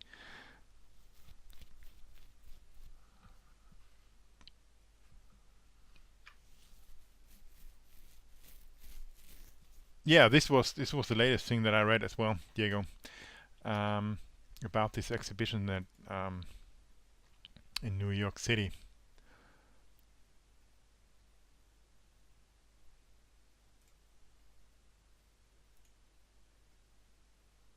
Okay, I'm gonna try to get them running. I'll get them to quit Discord and come back in again. We'll get it back. Thanks a lot, Ilana. Now it's you and me again, with no script. Oh gosh, that's always Well, the scariest. if you want to, we have another raffle to do, and we're going to do it at the end of the show, but we can do it now. Yeah, we could do double raffling. And this would even yeah, it makes sense, and we're not running into the wall of time in at the end of the show doing a raffle and just having, I don't know, 3 minutes ago.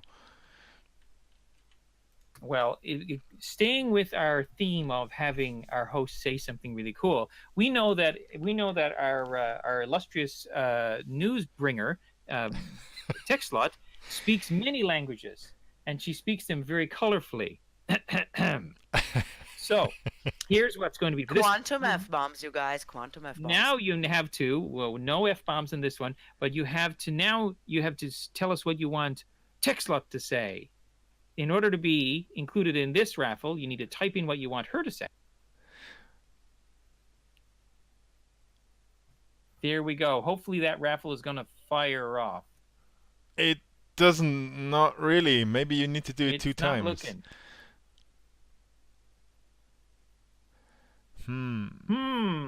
Nobody wants to hear me say stuff, I guess. Oh yes, I do. Perhaps not. The raffle bot does not want to hear me say anything. Yeah, maybe.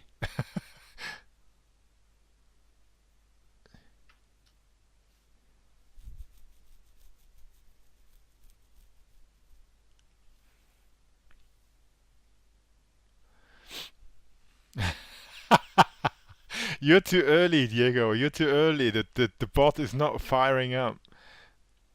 But yeah.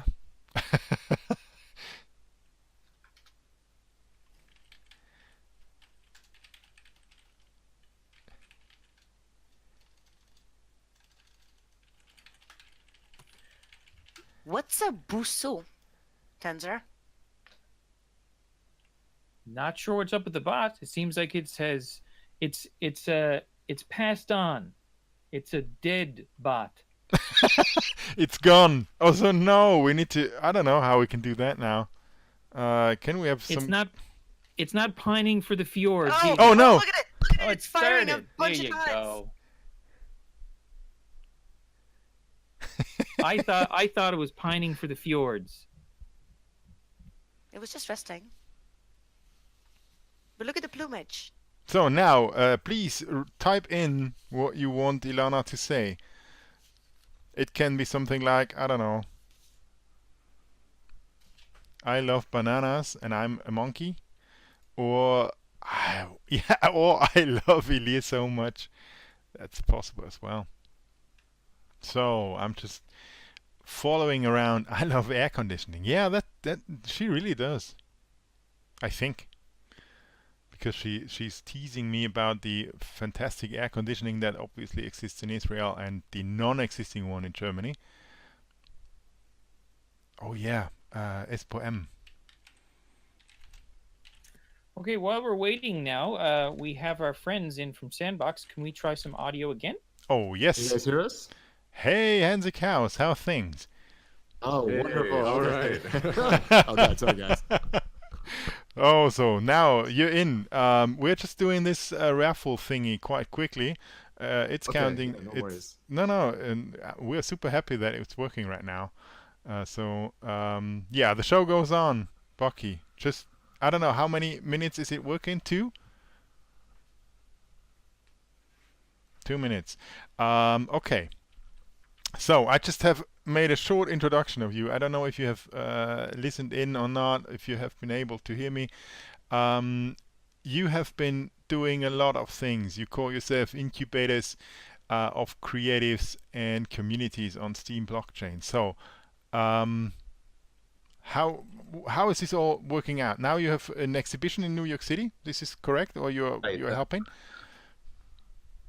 First of all, I'm joined next to me right now is my partner Vornoy. Many of you might know him, Vornoy of Sandbox. Hey guys, how you doing? Thanks for having me. Hi, Voronoi. Well, yeah, we've hit basically our anniversary mark on Steam. We've been doing Sandbox for a year now. We started because I don't know, many people might remember Steam Park from last year. Oh yes, I do. Architecture, and so what we're really interested in is getting more projects on the ground by utilizing the Steem blockchain and cryptocurrency in general.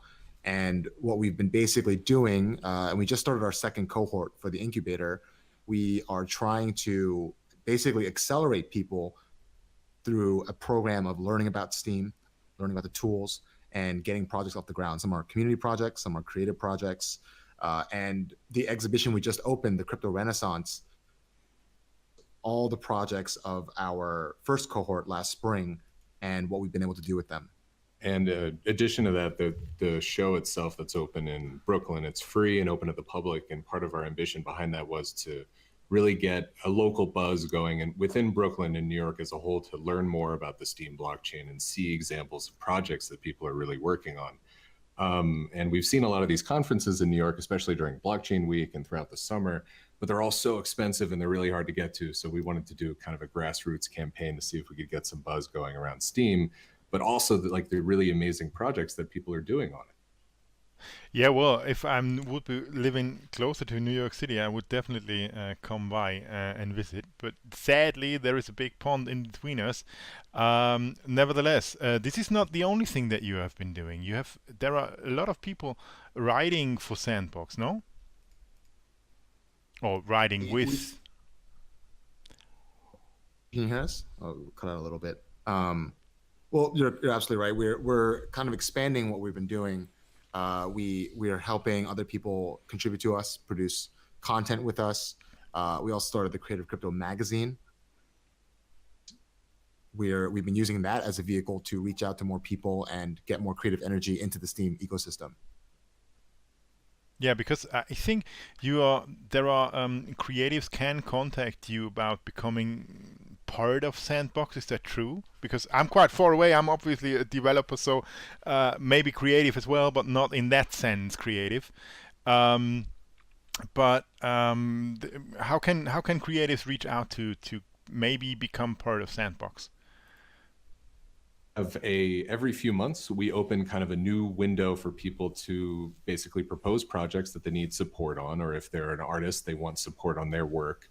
And we basically do an open call for applications every couple months, and then have a new round that comes in that we really try to boost and accelerate and help them build stake within the Steem blockchain to be kind of it's almost like a community experiment in that respect, because we're really trying to accelerate folks into Steem who might be a mix of expert to completely unfamiliar. So every few months we do an open call for it, and we basically put out an apply to, and then our community goes through that form and people basically invite folks in. So every few months we kind of push some people out and invite a new round in, and it's a really dynamic kind of network that we're trying to build. Yeah, this is very cool. For the if there's anyone creative on listening right now, we started a magazine two months ago about. Yeah. It's called the Creative Crypto, thecreativecrypto.com. It's using the Steem Press plugin now. Before we just kind of ported the Steem account into an interface, but we're really using that as this kind of nexus where we want to capture all the creative energy in the blockchain sector right now, and we get a lot of contributions from other people talking about their projects or events around the world. It's really, it doesn't matter where you are or what the projects are. If it's creative, if it's interested in crypto and blockchain, we want to share it. And if you have a Steem account, a lot of the contributors do have Steem accounts, we'll upvote your contributions and your articles and submissions. So we're trying to create this nice creative ecosystem that rewards people for sharing and creating on the Steem blockchain. Yeah, that's really cool, because actually I know some people who have been at least part of the Sandbox community, and they all praise you in high voices. So you're obviously doing some things right. And if I look at the latest or this magazine and the pictures that you have been sharing of the exhibition, this is really cool work. What inspired you to do that? What is behind? What has brought you into that, doing this? On the Steem blockchain? I think we're very interested. I mean, we come from this as designers, so we come at this from kind of a creative lens. And to Mike and I, we're very visual problem solvers, and there's a lot in the blockchain world that we believe needs visual problem solving, and that might be, you know, a diagram of how Steam works, all the way to let's create and what makes the art infused with blockchain look different and act different. So I think a lot of this is experimenting with how the cryptocurrency world starts to translate creatively, and how we can use the skill sets we had from like our old lives, so to speak, and help improve awareness and education of cryptocurrency, and especially of Steam, because there's a lot to unpack when you get into this for the first time. So the incubator is really a way for us to help people unpack all of that stuff very visually. But then with the Creative Crypto magazine, to help showcase to the broader public too, that the cryptocurrency world has a lot to offer: art, design, even architecture. Oh yes, it does. But and you're totally right, because you're coming from the creatives or from the designer point of view. That is definitely needed. Because looking at, I don't know, code and ugly command line interfaces is for sure not what it's making the appeal for the masses. It's for sure for us developers okay, but we need to have a much broader view on it, and we're super happy that you have brought this as well, because this is what you have been doing. But what are you planning for the future? How are you going to go on? What is on your task sheet?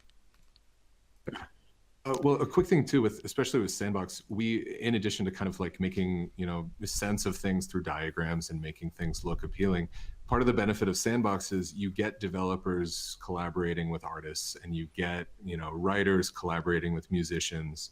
And I think that's one of the benefits of what Steam can do, is really have this interdisciplinary thing where a dev can collaborate with an artist and connect and find folks to collaborate with in a way that we haven't really seen before. So that's, you know, Steam is like this kind of social glue for that stuff, and it really makes those sort of interactions happen. So that's what excites us about Steam.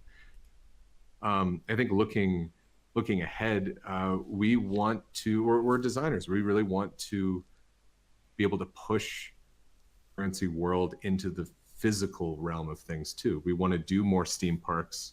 We want to do more exhibitions that help showcase this stuff and really test it out. Try to build with it and make things that make Steam come to life in some ways through the world that we know best, which is design. In terms of what's coming up, we're constantly trying to brew up new projects to do. We just got finished with opening the exhibition. It'll be up until August 15th, and so after that we have this for us to use. I think the biggest creative problem we're tackling right now is what's the most creative way to manifest blockchain in everyday life, especially in places like New York City. And I think if we can come with some new creative solutions, not just conferences where people talk about blockchain, but experiences where people can, you know, experience blockchain and cryptocurrency and walk away with it with kind of a certain kind of impression of the technology and some more know-how, we're looking at, you know, buildings that we do through blockchain and cryptocurrency, more art projects, more collaborative work, distributed music albums. These are all kind of on our radar right now, and we're trying to put them all in the and execute them. That's really our specialty and our purpose, I think, on the Steam blockchain and kind of the blockchain world as a whole. Yeah, it's not only, for sure, it's not only the Steam blockchain, it's all cryptocurrency that we're talking about. And if we're thinking about getting this out of this corner that we are currently in and up into the broader public, I definitely think that this is the way to go, and this is currently what we are lacking. So if you can, anything that you can do here is totally appreciated, and these exhibitions for sure help at least showcasing what is currently possible.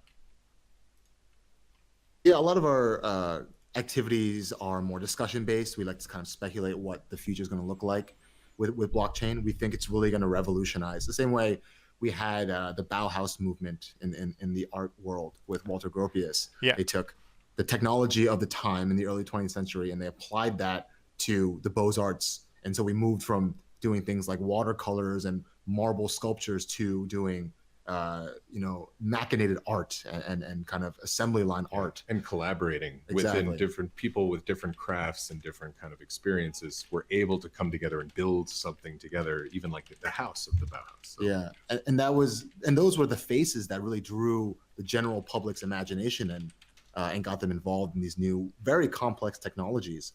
And I think that trajectory is going to be applicable here as well. We have to create new ways to represent, to engage and manifest blockchain in ways that are not just about wallets and about hashes and keys, but these real kind of visceral experiences, aesthetic experiences.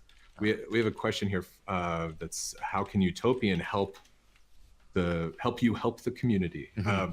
And Utopian's been an awesome resource for us because we actually, with the Creative Crypto magazine, that's how it got off the ground, is Utopian. Yeah, we actually, for a long time, we didn't really know, and we talked to Eliar quite a bit. We didn't know exactly how to start to collaborate with Utopian, but with this magazine, we've been able to build out this entire new resource for the exhibition. We worked with Utopian to get all the right resources. Everything for the exhibition, all the graphics, infographics that we do, all that stuff is open source because we want others to be able to grab that stuff and use it for their own apps they're developing or other marketing events that they're doing. So Utopian has been a huge support network for that. And we have a lot of plans for using it, doing lots of stuff in the future. We're happy to hear and happy to help because in the end, or use us. I don't know if Ilana, you could say this. No, collaborate. Let's say. We'll use each other. I manage a category for visibility, and it's being really underused because you can promote your content and you can promote your apps and you can even promote your exhibition. If you, I don't know, give me a period of time and say, okay, I have this project and I want it promoted to people in Brooklyn, or I want this project promoted to people in China, that is a thing that we can do.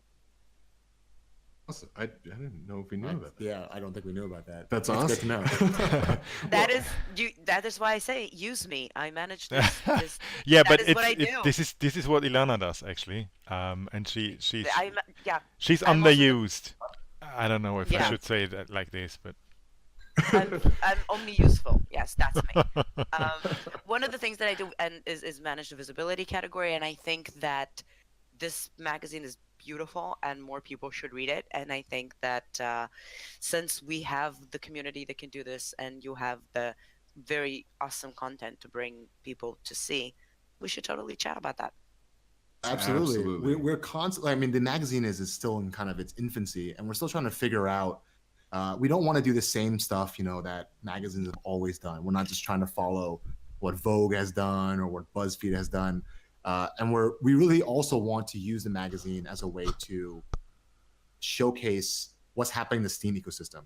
Because for some damn reason, not a lot of people know about what's going on in Steam and all the products that are happening. And so from everything from Steam Monsters to DTube and DLive, I think there needs to be a better microphone that gets the message out there. So we're trying to do more contests, more submissions, more just general diverse stuff and not just report. Well, also just to add on to that too, we recently kind of kicked off a whitelist program where we're really supporting and trying to catalyze support for platforms that don't use Steam, like Dada or like Decentraland or Creative Chain, which are blockchain platforms that might use Ethereum or other cryptocurrencies, but help them develop a presence on Steam. Because we really believe for creatives, it's a powerful forum for people who are crypto fluent already to begin to use these other platforms as well, like Decentraland or others. So for us, we're trying to kind of use, as Mike said, use this as a beacon to kind of corral in other people to the Steam blockchain world, because Steam is a really valuable resource for a lot of different blockchain projects, even if they're not using Steam directly. Absolutely. Our vision for Steam as well, I don't know how many people kind of think of it this way, but we want Steam to be the playground for even other blockchains and other cryptocurrency companies, even if they're built on Ethereum or Neo or whatever. Steam is definitely the richest discourse that's going on right now. Otherwise, it's mostly on Twitter a little bit on Medium, but Steam is super vibrant, and we're starting to help bring in companies like we helped Data come in, we helped we're talking to Creative Chain and Decentraland.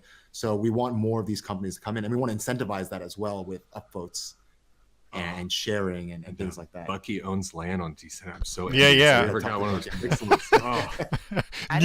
We're architects, so we can model something. New we fun buy land. some land in Decentraland, and then we realized how expensive it was. So yeah, Bucky was there on the first sale. Oh wow. Yeah, that's good. That's Not bad, Bucky. It's new Fundland on the Decentraland, most likely. But yeah, and again, if anybody here or you know anybody that's working on interesting things that can be tied into creativity and creative action, we definitely want to know about it. We want to share those stories. We want to collaborate on some engaging activities. And yeah, we're super open to this. We'll probably do more physical events in the future. Maybe something for SteamFest 3 that's coming up. Ooh, yeah. But yeah, we're open to all that, guys. We definitely want to kind of stir the creative pot when it comes to the Steam ecosystem. So we welcome anybody and everybody.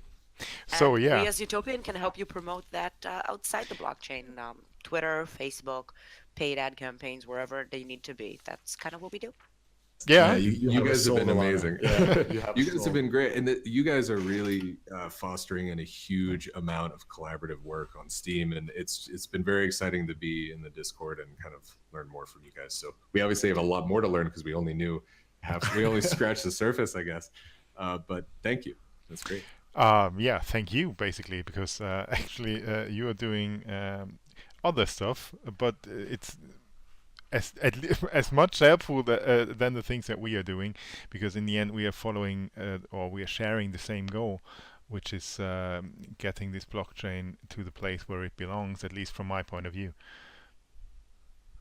Definitely. And I think there's very few other blockchain communities or ecosystems that actually has this sort of network at all. So this is something where if Utopian is collaborating with Fundition, collaborating with other projects, there's so much to it's this network go of with this. this network of professionals with you, with Foundation, with all the others teams around, DTube, DLive, I don't know, Steam Monsters, so many creativity, so many experts doing things. I really think that this is kind of special in the cryptocurrency world and in the blockchain world. So yeah, thank you for being around. We definitely want to hear you somewhere later on in this year giving us an update of how things went. 3 minutes. Thanks a lot, Ron. 3 minutes left. Sure. We definitely want to hear an update because you're doing great things, and like Ilana said, we are happy to help whenever we can with whatever we can, and we can do quite a lot. And yes, time is fleeing, tempus fugit. Yeah, thanks a lot for you being around. Any final last words, famous last words you wanted to say? I don't know if we have famous last words. Words to die on. Do you know? Okay, Jan. Do you know what that means? Famous last. Yeah, I know. It's. Stop asking interviewees to say famous last Why? words. Because it's threatening. It's Uh, threatening. But they are I don't know how many thousand miles away from me. How can I threaten them? We don't know where you are. We Yeah. don't know. Vocally, very vocally. Okay, I'm not. I didn't want to threaten you. I just want to give you room to say something like the last words on this show for yourself for the interview. Steam on, You know? maybe. Something safe. Steam on pretty good. Yeah, steam on. But yeah, guys, thanks so much for having us. Jedi guys, thanks for hosting. Excellent Buckdurddle. Yeah, Bucky thanks is for being- amazing. He's just amazing wherever he is. We'll be super happy to come and update you guys on what we're doing. We're excited to see what's going to happen in the next several months. I think 2018 is already become a big year for Steam, and I think it'll just keep ramping up. So I'm trying to do creative projects, and we hope we can keep in touch and work with you guys more on these ambitions. Absolutely. Yeah, thanks a lot for you being around and sharing in things with us and insights. thanks for all the audience that have been around here, directly in the Discord, in D Live, in Twitch, in wherever we are broadcasting this. I don't know, Ron. You may know. Thanks, Ilana. Thanks, Bucky, for being around. Thanks, Tem Kioskiem, and thanks, Noisy and Sandbox team for being in the interview. I think we had a great show today. It was a bit of a, it's live radio, you know. You have to arrange with a lot of things, and sometimes it's running strange ways. Thanks a lot, Diego, that you jumped in and gave us insights about where Utopian is moving to. And see you all next Wednesday, same time, from 6 to 8 UTC on Wednesdays. It's time for Utopian Open Source Radio Show.